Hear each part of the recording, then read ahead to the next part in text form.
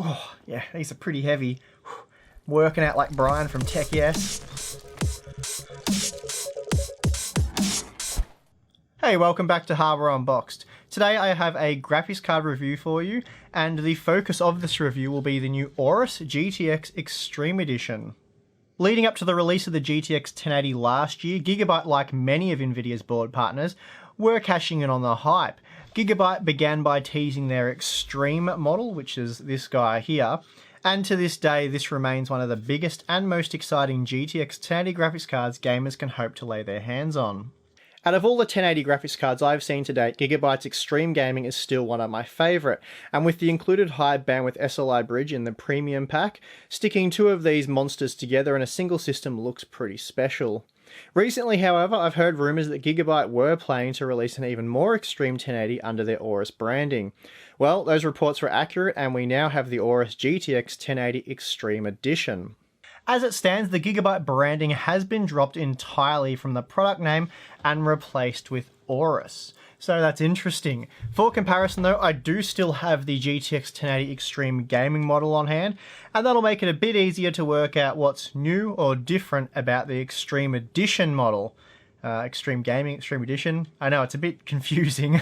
It's not just the names that are similar either. You'd be forgiven for mistaking these graphics cards as being the same. There are, however, a number of subtle differences. Some of them are quite important, as well as a few noteworthy upgrades. As much as I liked the original model, it did have a few issues, and not all of them were caused by the graphics card itself. For starters, a huge number of consumers who bought the original Xtreme Gaming complained about their graphics card arriving damaged, with bent or squashed fins being a big problem, as well as broken fans. The aluminium fan shroud was quite flimsy, and with the graphics card weighing so much, this made picking it up quite difficult. This was a problem because the fans overlapped. Any small alignment issue here meant that they would hit each other. The damaged heatsink fins were caused in transit. The packaging simply couldn't safely accommodate this massive graphics card.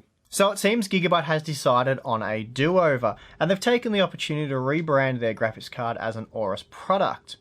But have they learnt from the few mistakes they made with the Xtreme Gaming and nailed it with this Xtreme Edition? Well, let's go find out. Actually, before I take a closer look, please note that this won't be a detailed benchmark review. In terms of frame rate performance, we aren't expecting anything new. The idea behind this product, at least as far as I can tell, is to improve the design, quality, and durability of the graphics card. The thermals are also meant to be improved, so this is what my testing will be focused on. Right away, things are looking good. The package might be significantly smaller, but inside we find a big, bulky graphics card supported by cardboard chocks within an anti-static bag. The bag is also held in place by an external cardboard brace as well. Popping the card out of the packaging, we saw no evidence of any kind of damage. A few fins were slightly unaligned, but nothing was squashed beyond repair. I have to admit, at first I thought, wow, this is exactly the same graphics card in different packaging with a new logo. However, after a quick side-by-side comparison, it became clear that the updates went beyond that. The new fan shroud is even larger and now does a better job of protecting the fans. The LED strip lighting on top also looks much more impressive as well. Flipping the graphics card over, we find a very different design for this AORUS model.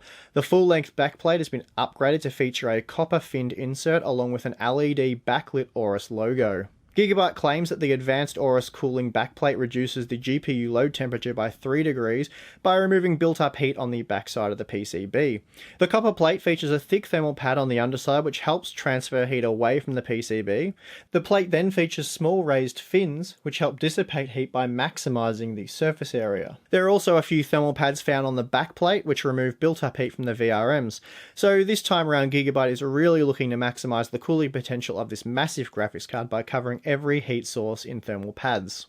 So then that covers all the new stuff, but for those that aren't familiar with the original model, here's a quick look at the rest of the features this card has to offer. Gigabyte's WindForce 3X cooling design is being used, and this employs 3 huge 100mm fans. Impressively though, this doesn't stretch the graphics card beyond 300mm as you might expect 3 fans of this size to do. In fact, it's just 289mm long. Gigabyte has achieved this space-saving feat by overlapping the fans.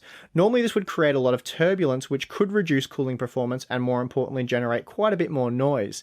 This has been circumvented though by using a counter-rotating center fan. Gigabyte says this provides up to 10% more airflow than conventional triple fan coolers. The fans themselves feature double ball bearings to ensure the Xtreme Edition goes the distance. The 3D active fan feature enables silent semi-passive fans, allowing gamers to enjoy gameplay in absolute silence when the system is under light load. An LED fan stop indicator provides a user-friendly instant display on the fan status.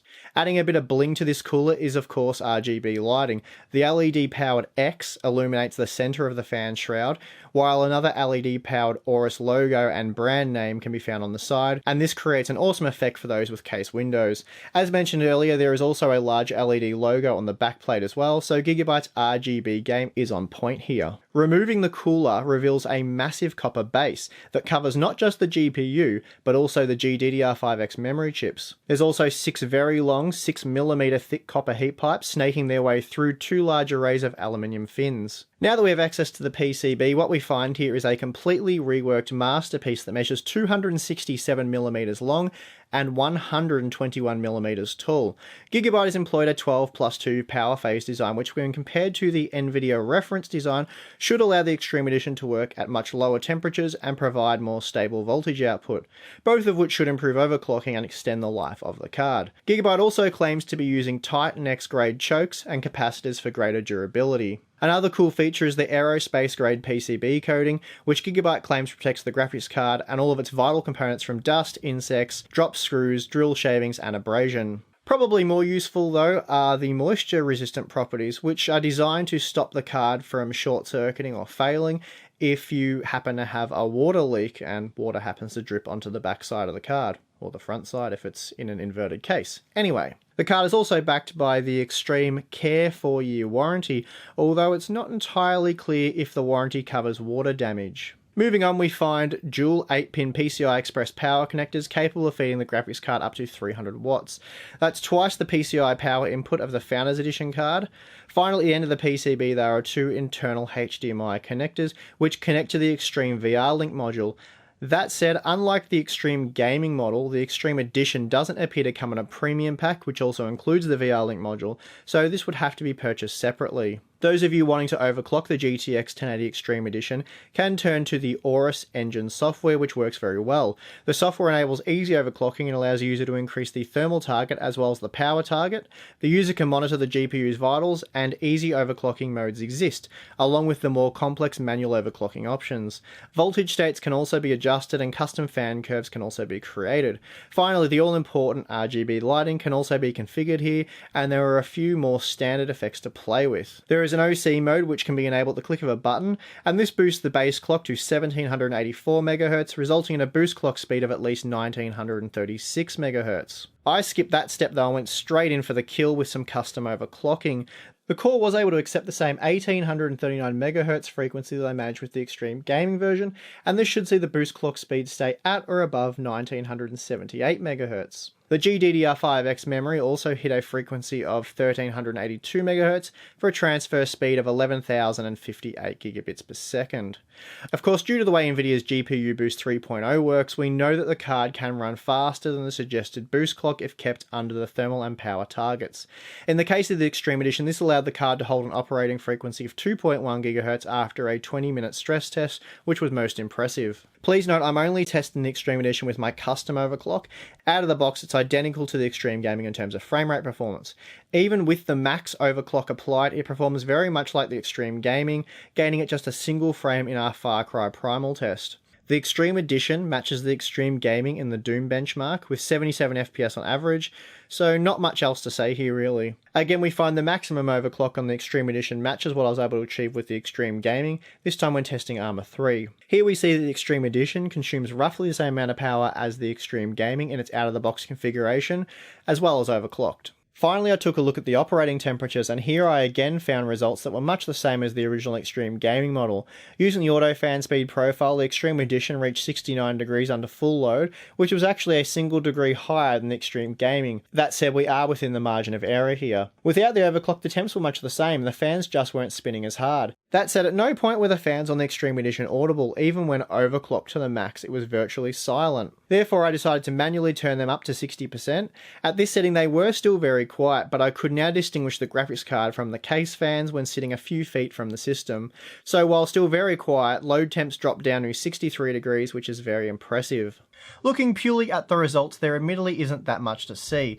The AORUS GTX 1080 Xtreme Edition looks to be the Xtreme Gaming with a slightly different name, and well, for the most part, that's kind of true. That said, it really comes down to the fine details. What we're looking at here is a version 2.0, if you will, a more refined extreme gaming. Gigabyte has listened to consumers, identified the weaknesses of the original version, and addressed them with this AORUS model. Given how much I liked the original model, I was always going to be a fan of this enhanced version, and well, I am. The new fan shroud protects the fans better and manages to look even tougher. The copper inset on the back also looks nice, as does the LED backlit logo. In fact, the LED lighting overall is much improved, but I really appreciate how Gigabyte hasn't just taken the opportunity to make their Xtreme version more flashy. All those extra thermal pads are very welcomed. The only issue left to address now is the price, and it's kind of a big one. Gigabyte are offering base model GTX 1080s using their WindForce coolers for just $580 US right now, while the extreme gaming models, such as this guy here, are $670 US, and that's a pretty huge price premium. Rumor has it that the Extreme Edition that I have right here will be $700 US. And while a very nice graphics card, that's a 20-something% price premium, so it might be a bit hard for enthusiasts to swallow. That really is my only criticism of this new graphics card. Other than that, I love the AORUS GTX 1080 Extreme Edition, and I desperately want to see another one of these in my test system for some SLI action. I really don't think it gets much tougher than that. Anyway, let me know what you guys think about the new AORUS GTX 1080 Extreme Edition. Is it something you'll consider for your next build? I'm your host Steve, and I hope to catch you on another video really soon.